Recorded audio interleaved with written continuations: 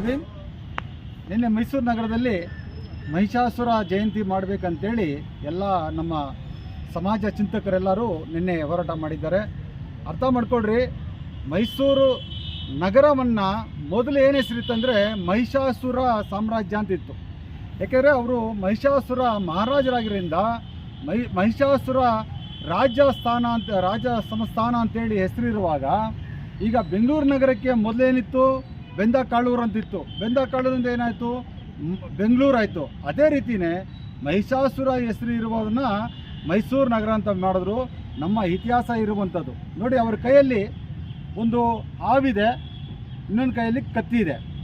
ಹಾವಿನ ಅರ್ಥ ಏನಂದರೆ ನಾವು ನಾಗಾ ಜನಾಂಗದವರು, ಅಂದರೆ ಈ ದೇಶದ ಮೂಲ ನಿವಾಸಿಗಳು ನಾಗಾ ಜನಾಂಗದವರು ಅಂತೇಳಿ ಹಾವು ತೋರಿಸಿರೋದು ಒಂದು ಸಿಂಬಲ್ ಇದೆ. ಕೈಯಲ್ಲಿ ಕತ್ತಿರೋದೇನೆಂದರೆ ನಾವು ಈ ದೇಶದ ಮೂಲ ನಿವಾಸಿಗಳು, ರಾಜ ಮಹಾರಾಜರಾದವರು ನಾವು. ಈ ದೇಶಕ್ಕೆ ಮೊಟ್ಟ ಮೊದಲ ರಾಜರು ನಾವು. ಆರ್ಯರು ಯಾವಾಗ ಮಧ್ಯ ಏಷ್ಯಾದಿಂದ ವಲಸೆ ಬಂದರೋ ಆವಾಗ ನಮ್ಮ ಮೇಲೆ ಶೋಷಣೆ ಮಾಡಿ, ಅವರು ಹಸುಗಳನ್ನ ಮೇಯಿಸ್ಕೊಂಡು ಬಂದಂಥ ಜನ ನಮ್ಮನ್ನು ಶೋಷಣೆ ಮಾಡಿ ಎಮ್ಮೆ ಕಂಡ್ರೆ ಎಮ್ಮೆನ ಏನು ಮಾಡ್ತಾರಂದರೆ ಇದು ಶೂದ್ರ ಅಂತೇಳಿ, ಅಂದರೆ ಕಪ್ಪು ಇರೋದ್ರಿಂದ ಅದನ್ನು ಶೂದ್ರ ಅಂತೇಳಿ ಮಾಡ್ತಾರೆ. ಬಿಳಿಯಾಗಿರೋದನ್ನು ಗೋಮಾತೆ ಅಂತೇಳಿ ಮಾಡಿ ಇದನ್ನು ವಿಂಗಡಣೆ ಮಾಡ್ತಾರೆ. ಈಗ ನೋಡ್ತಾ ಇರ್ಬೋದು, ಇದನ್ನು ನೋಡ್ತಾ ಇರ್ಬೋದು, ಇದು ಕಪ್ಪಿಗೆ ಇರೋದು. ಇದು ಕಪ್ಪಿಗಿರೋದು ಯಾರು? ನಮ್ಮ ಜನ ಅಂದ್ಕೊಳ್ರಿ. ನಮ್ಮ ಜನ ತಂಟೆಗೆ ಬಂದರೆ ಯಾರೋ ಸುಮ್ಮನೆ ಇರ್ತಾರ? ಮೈಸೂರು ನಗರ ನಮ್ಮದು, ಕರ್ನಾಟಕ ನಮ್ಮದು, ದೇಶ ನಮ್ಮದು. ಏಷ್ಯಾ ಖಂಡ ಬಹುಭಾಗ ಆಳಿದ್ದ ನಾಗದೊರೆಗಳು ನಾವು. ಏಷ್ಯಾ ಖಂಡ ಬಹುಭಾಗ ಆಳಿದ್ದ ನಾಗದೊರೆಗಳು. ಆದರೆ ನಾವು ಸಾಮ್ರಾಟ್ ಅಶೋಕರು ಆಳಿದ್ದ ದೇಶ, ಭಗವಾನ್ ಬುದ್ಧರ ಜ್ಞಾನ ಪಡೆದಿರುವಂಥ ದೇಶ. ಭಗವಾನ್ ಬುದ್ಧರು ಕೂಡ ಇದೇ ದೇಶದಲ್ಲಿ ರಾಜ ಮಗನಾಗಿ ಜನಿಸಿರ್ತಾರೆ. ಆದರೆ ಮೈಸೂರಲ್ಲಿ ಮಹಿಷಾಸುರ ಜಯಂತಿ ಮಾಡಬಾರ್ದು ಅಂತೇಳಿ ಪ್ರತಾಪ್ ಸಿಂಹ ಅಡ್ಡ ಬರ್ತಾನಂದರೆ, ಪ್ರತಾಪ್ ಸಿಂಹನಿಗೆ ನಾನು ಹೇಳಕ್ಕೆ ಇಚ್ಛೆಪಡ್ತೀನಿ, ಪ್ರತಾಪ್ ಸಿಂಹ ನೀನು ಒಬ್ಬ ಶೂದ್ರ. ನೀನು ಶೂದ್ರ ಇತಿಹಾಸವನ್ನೇ ತಿಳ್ಕೊಂಡಿಲ್ಲ.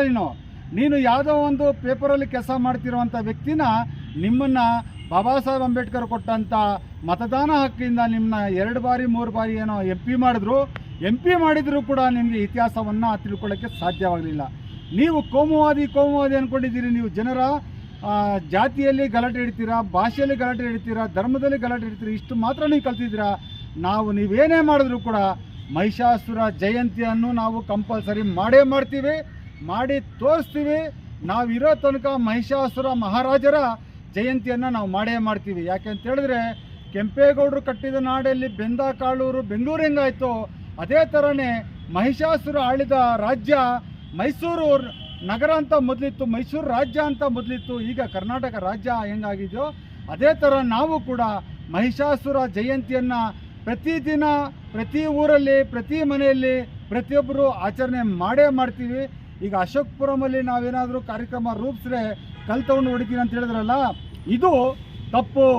ಯಾಕೆಂದರೆ ಮಹಿಷಾಸುರ ಹುಟ್ಟಿದ್ದು ಇದೇ ದೇಶದಲ್ಲಿ, ಮಹಿಷಾಸುರ ಆಚರಣೆ ಮಾಡ್ತಿರೋದು ಇದೇ ದೇಶದವರು. ಮಹಿಷಾಸುರ ಅವ್ರನ್ನ ಆಚರಣೆ ಮಾಡ್ತಿರುವಂಥವ್ರು ಕೂಡ ಈ ದೇಶದ ಮೂಲ ನಿವಾಸಿಗಳು. ನೀವು ಹೊರದೇಶದ ಏನು ಪರಕೀಯರು ಹೊರದೇಶದಿಂದ ಇಲ್ಲಿ ವಲಸೆ ಬಂದಂಥ ಸಂಸ್ಕೃತಿಯನ್ನು ಅಳವಡಿಸ್ಕೊಂಡು ಪ್ರತಾಪ್ ಸಿಂಹ ಅವರೇ ಮತ್ತು ಇನ್ನು ನಿಮ್ಮ ಟೀಮ್ ಅವರು ಇವ್ರ ಮೇಲೆ ದಾಳಿ ಮಾಡೋಂಗಿದ್ರೆ ನಿಮ್ಮಂಥ ದೇಶದ್ರೋಹಿಗಳು ಯಾರು ಇಲ್ಲ ಅಂತ ನಾನು ಕಂಠಘೋಷವಾಗಿ ಹೇಳ್ತೀನಿ.